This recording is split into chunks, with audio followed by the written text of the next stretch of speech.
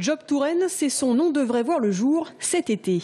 Cette plateforme collaborative sur Internet n'a qu'un seul objectif, mettre en relation recruteurs et demandeurs d'emploi sans passer par un intermédiaire. Déjà lancée en Loir-et-Cher avec près de 300 entreprises partenaires et plus de 550 offres, elle semble faire ses preuves. L'Indre-et-Loire voudrait suivre l'exemple. On a ouvert, nous, à la mi-janvier, la plateforme dans le Loir-et-Cher. On a aujourd'hui à peu près 1600 allocataires sur 10 000 qui, sur la base du volontariat, sont venus sur la plateforme s'inscrire, ce qui représente près de 16% effectivement notre base. Et on a aujourd'hui à peu près une soixantaine de personnes qui ont retrouvé un CDD de plus de 6 mois ou un CDI grâce à cet outil. C'est donc assez encourageant. On signe à peu près 5 contrats nouveaux par semaine actuellement en Loir-et-Cher.